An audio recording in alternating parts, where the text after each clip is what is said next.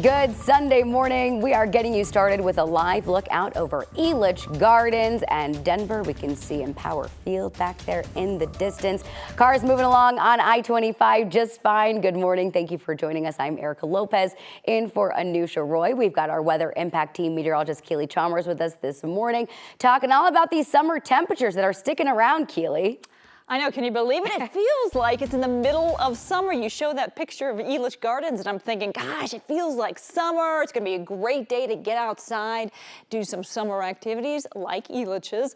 We've got beautiful blue skies and temperatures quite comfortable out there right now. 50s and 60s across the plains, 30s and 40s up in the mountains.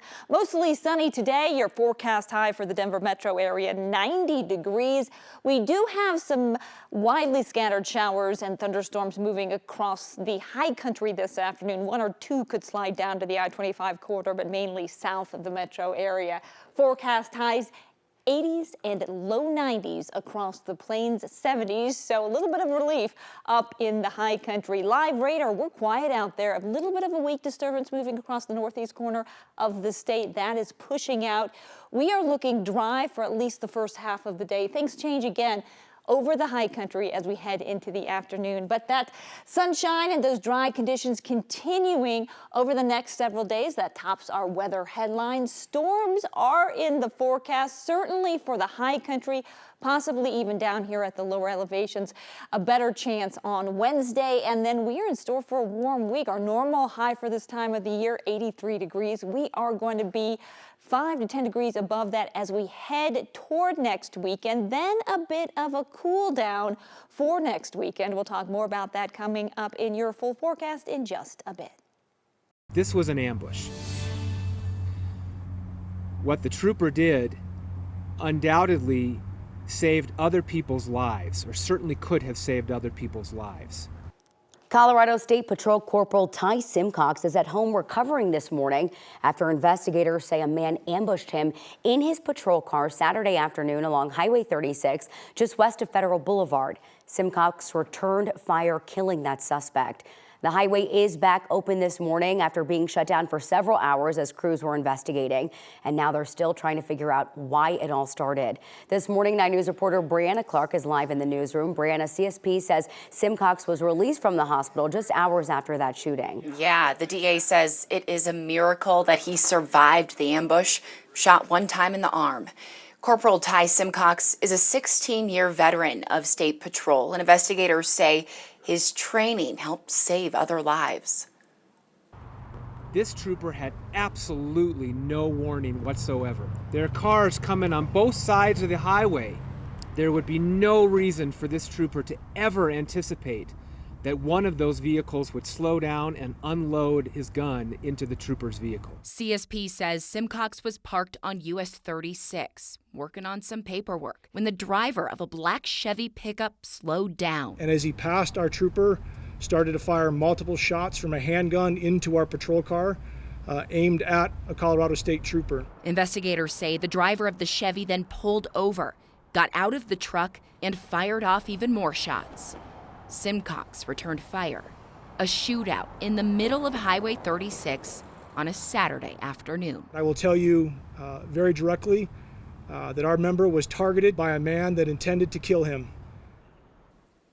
DA Brian Mason says it's likely someone else's car got hit during yesterday's shootout along US 36, and you might not even know it. If you were driving in that area yesterday afternoon around 1 o'clock, check your car and call police if you have any damage. The shooting is now under investigation by the Critical Incident Response Team. They have yet to release the name of the shooter. Reporting live in the newsroom, Brianna Clark, 9 News. Yeah, Brianna, and like you just said, this was 1 o'clock, smack dab in the middle of the day, Highway 36 shut down. Pretty wild situation to deal with on a Saturday. Oh, yeah. I was on Highway 36 yesterday. Soon after it happened, that traffic was backed up along the interstate and along those nearby roads. And unless you get our push alerts, all you see is a sign that says police activity ahead, take this exit. Yeah. You don't really know what's going on. So download those 9 News push alerts. It can help keep you informed, especially during times like this. Yeah, absolutely. Thank you for your reporting. I know still a lot of questions with this one. We appreciate it.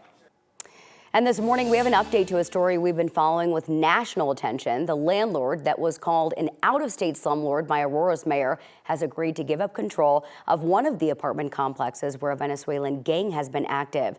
The development was first reported by our partners at the Denver Gazette. We're talking about the Aspen Grove property, which was shut down by the city last month. According to documents the Gazette obtained under the Colorado Open Records Act, the city of Aurora agreed to drop dozens of charges against the owner, Zev Baumgarten, for failing to maintain the property at 1568 Nome Street.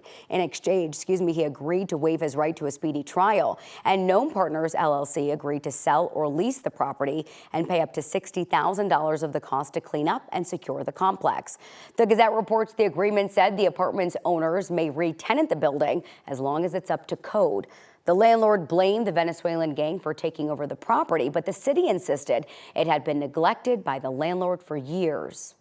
Democratic Congressman Jason Crow, who represents the district where that apartment complex is located, said in a social media post over the weekend the gang issues are being grossly exaggerated and misrepresented. The congressman said, quote, current gang activity is consistent with trends across Colorado and violent crime is going down in the metro area.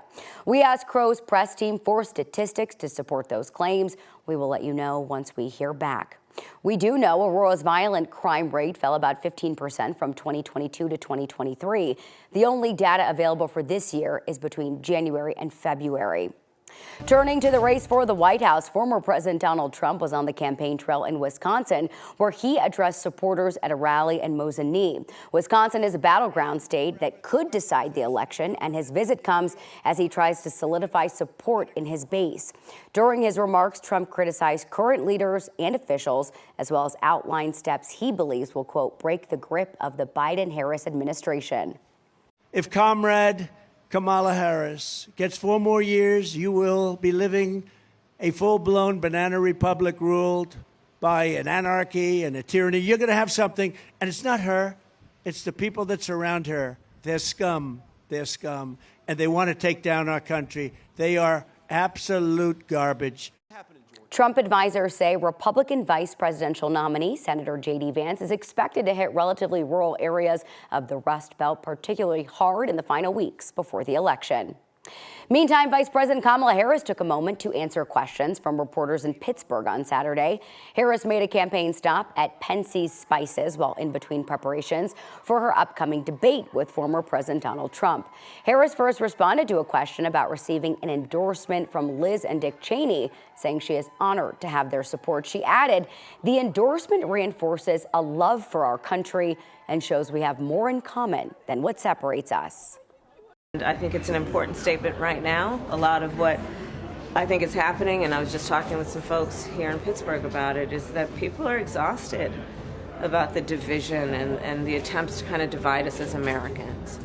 And them stepping up to make this public statement, I think, is courageous, but also for people like the folks I was just talking with, it really reinforces for them that we love our country, and we have more in common than what separates us.